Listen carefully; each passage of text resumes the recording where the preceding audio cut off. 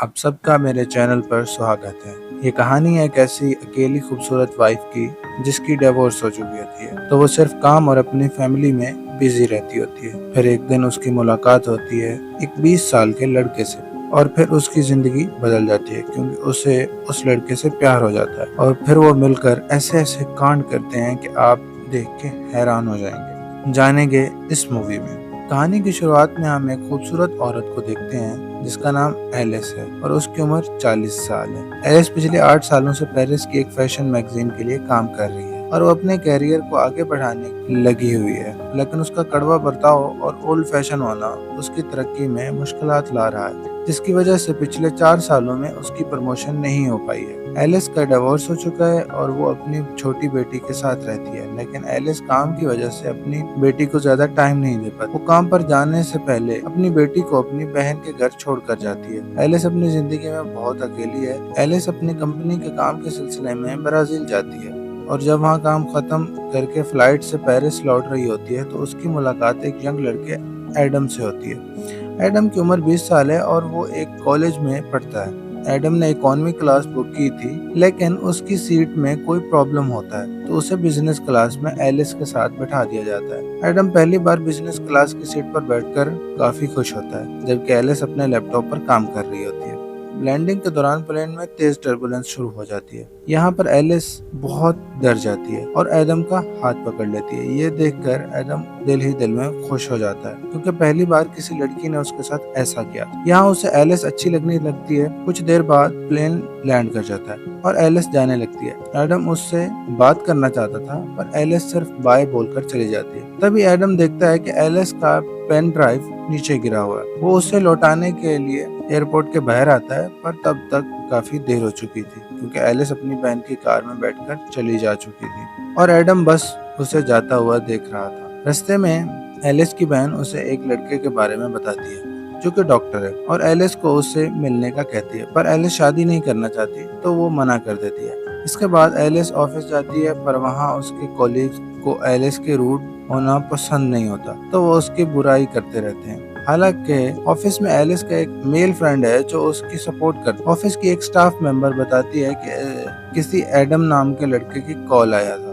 वो तुमसे बात करना चाहता है, पर वो ये कहकर मना कर देती है कि वो किसी भी एडम को नहीं जानती। एलिस अपने बॉस के पास जाती है और प्रमोशन की बात करती है, पर वो कहता है कि तुम्हारे लिखे हुए आर्टिकल पुराने लगते हैं, लोगों को उनमें अब कोई दिलचस्पी नहीं है, तुम्हें कुछ नया और रोमांटिक लाना होगा। अगर ऐसा ही चलता रहा तो मुझे तुम्हें नौकरी से छुट्टी देनी होगी। ये सुनकर एलिस आज देर रात तक ऑफिस में काम कर रही है कि वो नया और रोमांटिक आर्टिकल कैसे ला सकती है। तभी उसे वही स्टाफ मेंबर का नोट मिलता है जिसमें लिखा होता है कि वो लड़का पेन ड्राइव की बात कर रहा था। एलिस को याद आता है कि उसने गलती से पेन ड्राइव प्लेन में गिरा दिया था। वो फौरन एडम को कॉल करती है और उससे पूछती है कि तुम कहाँ हो, मुझे पेन ड्राइव चाहिए, वो बहुत जरूरी है। तब एडम अपने दोस्तों के साथ एक बार में होता है तो वो एलिस को बुलाता है। जब एलिस बार के बाहर आती है तो एडम उसे अंदर ले जाता है और अपने दोस्तों से मिलवाता है। वहाँ एलिस के ऑफिस के 2 लड़कियां भी होती हैं, तो एलिस को एडम के साथ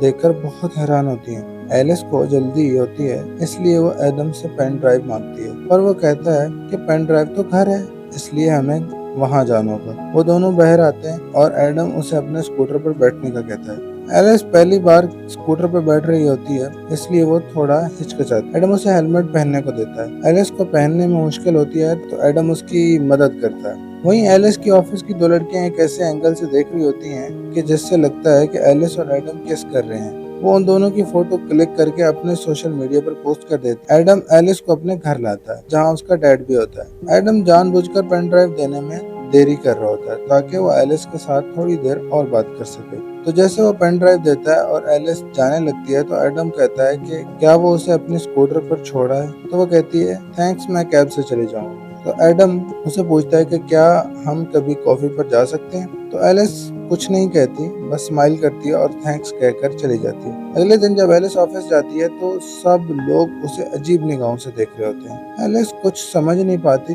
तभी उसकी एक कोलीग उसे एडम और उसकी फोटो दिखाती है और कहती है कि तुम दोनों की ये फोटो किसी ने ऑनलाइन डाल दी है। जिससे सबको लग रहा है कि वो और एडम किस कर रहे हैं। पर एलिस जानती है कि ये सिर्फ एक गलतफहमी है, ऐसा कुछ नहीं हुआ था। लेकिन उसका बॉस ये देखकर बहुत खुश होता है और कहता है कि मुझे तुम्हारा ये नया लुक बहुत पसंद आया। एलिस कहती है ऐसा कुछ नहीं है, पर उसका बॉस कहता है कि हमें तो यही चाहिए। वो लड़का तुमसे काफी छोटा है, ये बहुत कूल लगेगा। बॉस को लगता है कि मैगजीन नौजवानों को टारगेट करती है। अगर एलिस एक जवान लड़के के साथ रिलेशनशिप में है तो वो नई नस्ल को बेहतर समझ सकती है। वो कहता है कि तुम लगी रहो, ऐसा करने से हमारी मैगजीन बिकेगी, क्योंकि लोगों को मिर्च मसाला चाहिए होता है। पर एलिस अपने से कम उम्र के लड़के को डेट करना नहीं चाहती थी। वो अपने दोस्त से इस बारे में बात करती है तो वो उसे समझाता है कि उसे बस दुनिया को दिखाने के लिए एडम को डेट करना चाहिए।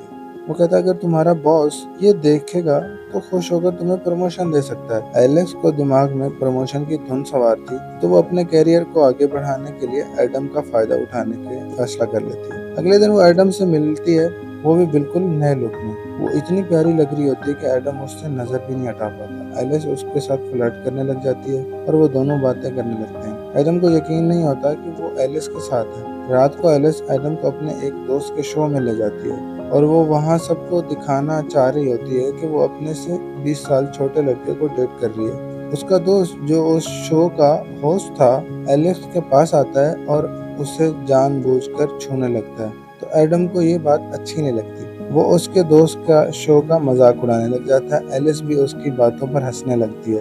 तो एलिस का दोस्त शर्मिंदा होकर वहाँ से चला जाता है। इसके बाद एलिस और एडम आपस में बात कर रहे होते हैं। एडम कहता है मैंने कभी नहीं सोचा था कि मैं तुमसे ऐसे कभी मिलूंगा और हम साथ में यूं घूमेंगे।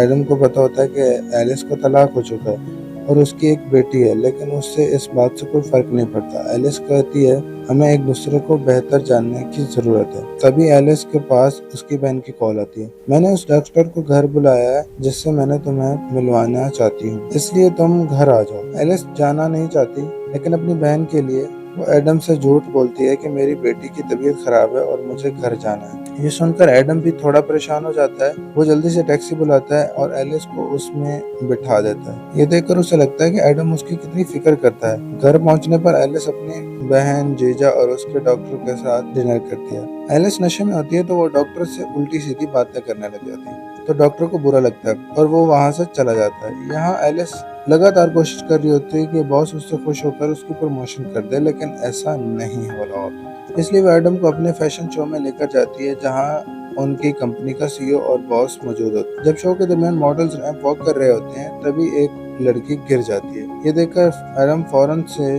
उठाने के लिए आगे बढ़ता है। सीईओ का एडम का ये बिहेवियर देखकर बहुत अच्छा लगता है। शो खत्म होने के बाद एलिस और एडम पार्टी में ड्रिंक करते हैं और डांस करने लगते हैं। यहाँ डांस करते हुए वो बहुत करीब आ जाते हैं, लेकिन कुछ होने से पहले ही एलिस देखती है कि कुछ लड़कियां उनकी फोटोज ले रही हैं। ये देखकर एलिस एडम के हाथ पकड़कर उसे बाहर ले जाती है। एडम स्कूटर पर एलिस को घर छोड़ने आता है। यहाँ एक ऐसा मोमेंट आता है जहाँ एडम एलिस को किस करने वाला होता है, पर एलिस पीछे हट जाती है और चुपचाप घर के अंदर चली जाती है। लेकिन एडम को लगता है कि उसने एलिस के करीब आने का मौका मिस कर दिया है, इसलिए वो एलिस के घर जाता है जहाँ उसे पता चलता है कि उसकी बेटी अपनी मौसी के घर पर है। तब एडम एलिस को किस कर लेता है। एलिस खुद को रोक नहीं पाता और दोनों घपा-घप कर लेते हैं। अगले दिन एलिस को पिछली रात की कारनामे पर बहुत दुख होता है। वो एडम से कहती है कि वो घर से चला जाए, लेकिन बाहर तेज बारिश हो रही होती है, इसलिए बारिश रुकने तक एडम घर में रुक जाता है। तभी एलिस की बहन और बेटी घर पर लौट आती है। एलिस उन्हें कहती है एडम उसका कॉलीग है। वो एडम के हाथ में कुछ फाइल्स दे देती है और एडम वहाँ से जाने लगता है। एलिस उसे रोक कर किस कर लेती है। इसे समझ आता है कि एलिस अब सच में एडम को पसंद करने लगी थी और एडम के साथ रहना अब उसे अच्छा लगने लगा था। जिस रिश्ते को उसने सिर्फ दुनिया को दिखाने के लिए शुरू किया था, अब सच में एक एहसास बन चुका है। इसके बाद एडम और एलिस साथ में घूमने लगते हैं और एडम उसे सरप्राइज देता है और घुमाने ले जाता है, तो एलिस को बहुत अच्छा लगता है। अब एलिस और एडम के दरमियान गहरा प्यार होने लगता है। दोनों साथ में बहुत खुश होते हैं। एक दिन एडम एलिस से पूछता है तुम दिखने में खूबसूरत हो और अमीर हो, फिर तुमने मुझे पसंद क्यों किया? इसका जवाब एलिस के पास नहीं होता, क्योंकि वो सिर्फ अपने फायदे के लिए एडम के साथ रिश्ते में आई थी, पर अब उसे सच में एडम के साथ प्यार हो गया है। कुछ दिन के बाद एलिस को प्रमोशन मिल जाती है जिससे वो बेहद खुश होती है, लेकिन अब वो एडम के बारे में सोचने लगती है कि क्या उसे इस रिश्ते को जारी रखना चाहिए। जब वो एडम से मिलती है तो एडम उसे कहता है कि मैं तुमसे बहुत प्यार करता हूँ और तुमसे शादी करना चाहता हूँ। ये सुनकर एलिस हैरान रह जाती है। वो कहती है हम दोनों बहुत अलग हैं, मैं तुमसे 20 साल बड़ी हूँ, तुमने अभी अपनी जिंदगी में बहुत कुछ करना है, हम इस रिश्ते को आगे नहीं बढ़ा सकते। एलिस कहती है मैं तुमसे प्यार करती हूँ पर मेरी जिंदगी में बहुत सारी जिम्मेदारियां हैं, मेरी बेटी है, मेरा काम है, ऐसे में हम साथ नहीं रह सकते। लोग हमारे रिश्ते को क्या कहेंगे, शायद ये बेहतर होगा कि हम यहीं रुक जाएं। लेकिन एडम उसकी बातों को नहीं मानता। फिर एलिस वहां से चली जाती है। एलिस जानती है पहले उसने एडम को सिर्फ प्रमोशन के लिए इस्तेमाल किया था, लेकिन अब उसे भी सच्चा प्यार हो चुका है और वो उसके साथ रहना चाहती है। फिर भी वो अपनी जिम्मेदारियों और समाज के डर से एडम से दूर हो जाती है। एलिस एडम से दूर होकर बहुत तन्हा और अकेला फील कर रही होती है। उसके लिए एडम को भुलाना बहुत मुश्किल हो रहा होता है। दूसरी जानब एडम का भी यही हाल होता है। वो अपना दुख अपने बाप से शेयर करता है तो वो समझाता है कि जब मैं तुम्हारी उम्र का था तब मुझे भी प्यार हुआ था। ये सब चलता रहता है, तुम्हें अपनी जिंदगी में आगे बढ़ना है। कुछ दिन बाद एलिस के ऑफिस में सीईओ खुद मैगजीन का कवर फोटो देखने आती है, लेकिन उन्हें कवर फोटो पसंद नहीं आती। वो मेल मॉडल की जगह किसी नए और अनोखे चेहरे की तलाश में होती है। तभी उसकी नज़र एलिस के लैपटॉप स्क्रीन पर जाती है। उसे देखकर सीईओ को याद आता है कि ये वही लड़का है जिसने फैशन शो के दरमियान गिरी हुई लड़की को उठाया था। ये सुनकर एलिस को अच्छा नहीं लगता। वो नहीं चाहती कि वो फिर से एडम से मिले, लेकिन उनका बॉस के कहने पर उसे बात माननी पड़ती है। एलिस एडम को कॉल और मैसेज करती है, जबकि एडम एक टूटे हुए आशिक की तरह घर में बैठकर ड्रिंक कर रहा था। वो गुस्से में एलिस की कॉल और मैसेज का जवाब नहीं देता। तब एलिस खुद उसके घर जाती है और उसे अपने साथ बाहर ले आती है। एडम को लगता है कि अब एलिस फिर से उसके साथ रिश्ता स्टार्ट करना चाहती है, लेकिन एलिस उसे बताती है कि तुम्हें मैगजीन के लिए मॉडल बनना होगा, तुम्हें खूबसूरत लड़कियों के साथ काम करने का मौका मिलेगा और तुम्हें अच्छे खासे पैसे भी मिलेंगे। ये सुनकर एडम को गुस्सा आ जाता है, क्योंकि वो समझ गया था कि एलिस सिर्फ अपने काम के लिए उसके पास आई है, और वो गुस्से में वहां से चला जाता है। अगले दिन एडम की फोटोशूट होना होता है। सब एडम के आने का इंतजार कर रहे होते हैं। एलिस को डर लगता है कि अगर एडम नहीं आया तो उसकी नौकरी चली जाएगी। तभी एडम वहां पर आ जाता है, क्योंकि वो अभी भी एलिस से प्यार करता है। उसे मेकअप रूम में ले जाया जाता है और उसको तैयार किया जाता है। तभी उसके पास एलिस का दोस्त आता है और वो एडम से माफी मांगता है कि मैंने ही एलिस को सलाह दी थी कि वो तुमसे झूठा रिश्ता बनाए ताकि उसे प्रमोशन मिल सके। ये सुनकर एडम को बहुत बुरा लगता है कि एलिस का प्यार एक नाटक था। वो बाहर आता है और सबके सामने एलिस को किस कर लेता है और फिर वो अपना फोटोशूट करवाता है, लेकिन ये सब उसके लिए नया था। वो अच्छे से पोजेज नहीं दे पा रहा था, तो फोटोग्राफर उसे बार बार इंस्ट्रक्शंस देती है।